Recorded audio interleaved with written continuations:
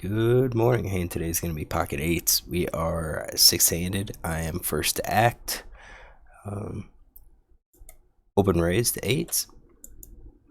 Open raise with eights to three big blinds. I think this is probably going to be my range. Mostly higher cards. Don't think I'm going to have ace 4, ace 5 since I'm first to act. It's going to be slightly tighter range, and I'm not skilled. I've said this before. I hardly ever play six-handed or six max, so getting into these situations, it's just I don't have that adjustment for six max table. So I'm going to probably be tighter than what I should. On this hand, we get three callers. We get a late position caller and we get both blinds. We have over 100 hands for two of the players. This guy's playing 42-19. This guy's playing 36-5. I'm going to guess both of these players probably have about a similar range. I think pocket pairs, so none of them are really showing like strong 3-bet preferences at all. So out of these 100 hands, I'm going to say maybe kings plus ace king is their 3-bet range, and I think it's possible that out of these 100 hands that they've played, they didn't get any of these hands, or they just didn't have the situation where they could 3-bet. That's the other aspect of it.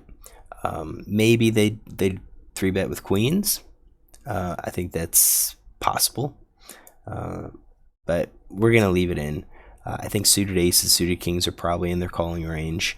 Connectors, suited gappers, suited broadways, offsuit broadways, some offsuit connectors. That gets us up just past 29%. That's probably about right. When we look at this player, he has called 2-bets from the blind. He has queen 4 off, and that's probably like from the big blind, maybe a blind versus blind situation, or maybe you're getting a decent price. He's got called 3-bets out of position with threes, so I feel confident about my pocket pairs. So I think this is a decent range for this villain. This villain, a little bit harder. We do have some hands. We've got called 3-bets out of position with nines, limp and called a raise with fives and sixes, king 5 suited, ace jack off, ace 9 off, queen 10 off. So I think he is capable. He's probably calling with those hands. We don't have a 3-bet. So just like this player, we're just going to assume maybe like kings plus ace king. We could be off. Maybe he 3-bets with ace queen. Maybe he 3-bets with queens and jacks and tens. We just don't know. This player is going to be a little bit harder. We have 51 hands on him. He's playing 65-18. I kind of feel like a player like this has pretty good odds at this point. He needs to call 2 more to win 10 basically. So, when we look at him, he's 3-bet 1 out of 18 times, so we know he's capable of 3-betting. But then in the blinds, he's played 83% from the small blind, 50% from the big blind. He calls 100% out of the big blind. I think this is going to be something like this. This is 50% of range. This could still be narrow, but it's got our pocket pairs. I'm going to say queens plus ace king. He's already 3-bet once, so maybe he does 3-bet a little more frequently.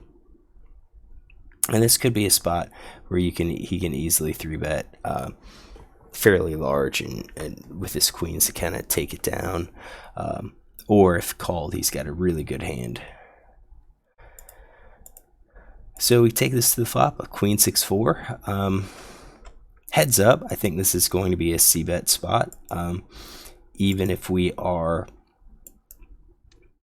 out of position. I think this board, it's going to miss a lot of people. I think we're probably going on like half pot c-bet based on this texture. Even in position, I think we could c-bet this with our eights.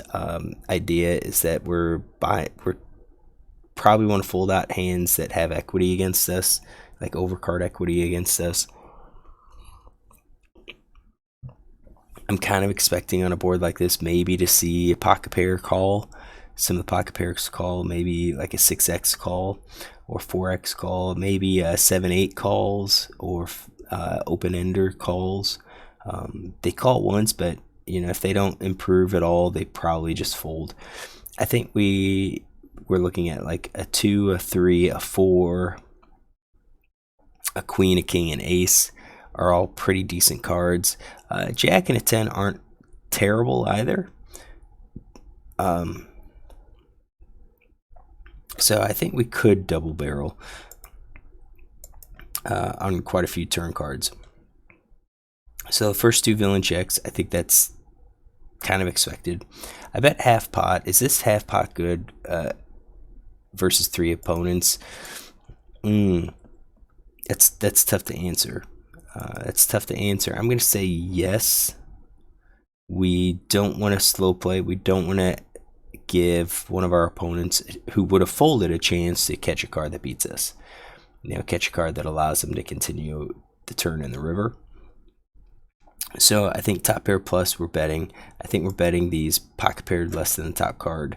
And then I think we are looking at like gut shots. I think overcards are going to be betting.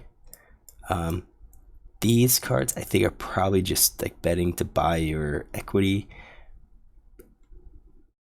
Actually, not the overcards. These overcards are going to be part of like the 2-card backdoor flush draw. So like ace king, I think we can get away with these as well. Definitely 7-8. That's our gut shot. Should be covered on there. Definitely we want 2-card backdoor flush draws.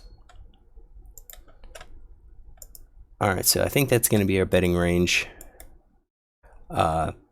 These 2 villains fold, so I do think they've got a lot of hands. They're probably just going to dump. They're going to dump all of these King X hands, I believe. I think they're going to probably dump all the Ace X hands. You've got these middle cards that they're going to dump, so that kind of succeeds with what we wanted to do.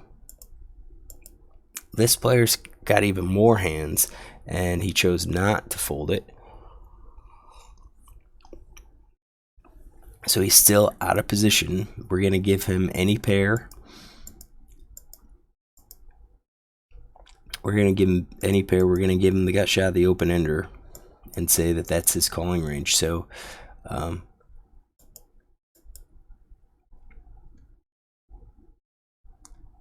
yeah, I think that's what we're looking for. So turns to ace of diamonds. I think that helps us. I do think that kind of helps us. I think we have ace X in our range. I think we would have c-bet with that. Do I think villain has it? It's possible villain has it, but if we go back to here, when we look at all of those ace X hands, he has a lot of them. But what do he call with them? What do he call with like ace 2, ace 3, ace 5? What do you call with those? I just, maybe like ace 2, ace 3. Maybe we can do that. Let's do those. Let's say he calls with those and calls with ace jack. That's better. And then we get the ace of diamonds. Let's say he's loose enough. And fold to c-bet. His fold c-bet stats real low. So you know he's coming along quite a bit. Hasn't really folded on the turn. He does seem to fold on the river. So villain checks. Now it's to us. If we bet, what hands is he going to call?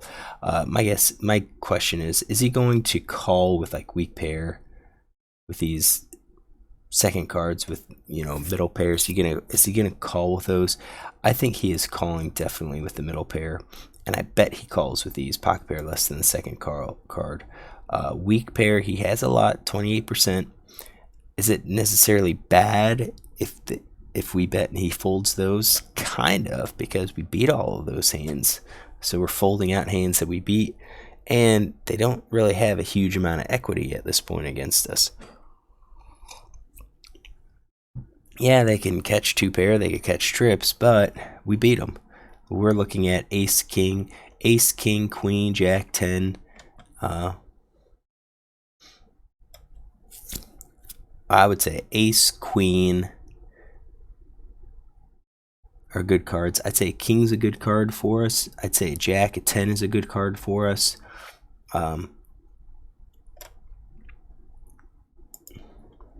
Yeah, I think flush draw, open ender is going to be calling. I'd even venture to say gut shot. So I don't think he's going to be folding much. We are ahead. We could bet for some value. So let's check in Equilab what we are. So this is our range is ahead, but how does eights compare to villain's range? Pull in Equilab, put that over in the same spot. So we had 8 of hearts, 8 of diamonds.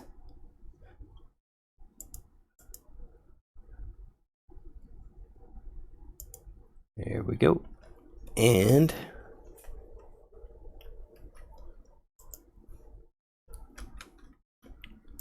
there we go.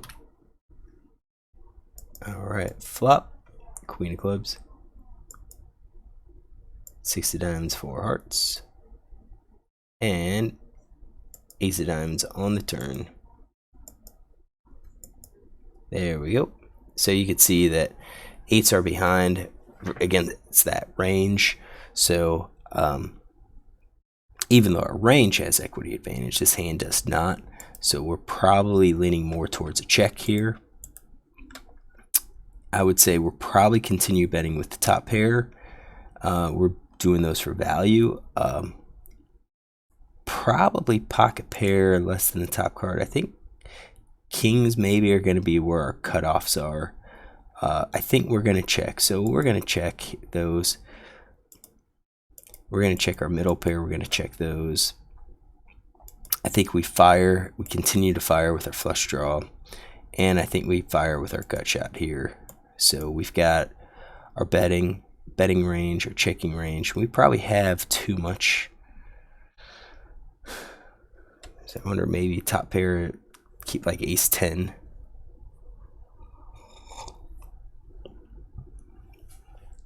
Ace 10 as a check. Maybe.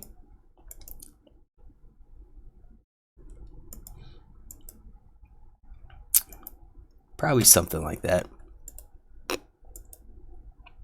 So I think this is probably going to be a mistake because I'm not anticipating huge number of folds. And he doesn't. He calls. So we're going to say he called 100%. I think he still has his range here. I think I don't necessarily like this.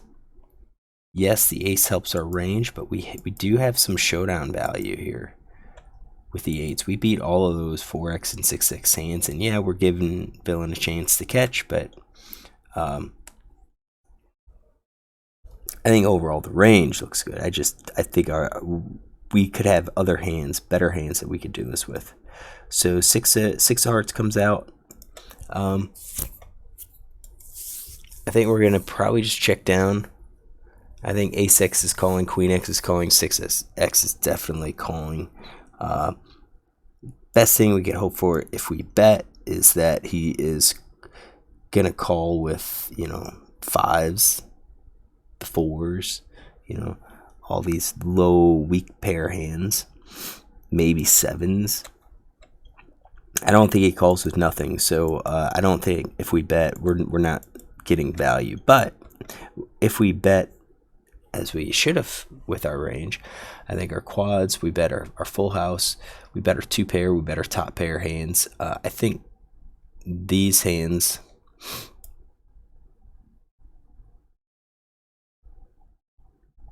oops, get that on there. That's better. Now, I think middle pairs are probably checked down with our queens. We could probably go for a little bit of thin value here. So it's no problem. We're just basically saying, I think with the queen, we have you out kicked, and we do have decent kicker. You can use nothing as a bluff. If we bet again a third time, I don't think he's calling with all of these. I'm going to say middle pair, maybe weak pair, but I think he calls with the middle pair. I think he calls with the queens, but not so much with the weak pair. So what happens? I check behind. I think that's probably okay. He shows 9-7, which is crazy. I didn't have him with the 9-7, and that's because, you know, when we go here, it's basically this no-made hand. It's like he had to play this 2-card backdoor flush draw. He had to play like all of those, and that's just strange. So yeah, he was getting the odds, but we do have to take the notes that he called a flop C bet with that, and that's just, you're calling with backdoor diamonds. So call 3 big blinds in big blind versus EP, RFI, and 2 callers with 9-7 diamonds. Nothing wrong with that. He is out of position, and then he check called 50%, check call 50%, and then check on a queen of clubs, 6 diamonds, 4 hearts, ace of diamonds, and 6 of hearts. So I think the strangeness for me with this player is calling of the flop. That is just unusual. So we take the note, see that he does this. I don't mind his call on the turn. I think he was already going to call those. Is he going to call again on the river? Probably not. Doesn't really even have a showdown hand. He's got a 9 high, so I think we did okay not betting on the river. But I think the turn with our 8,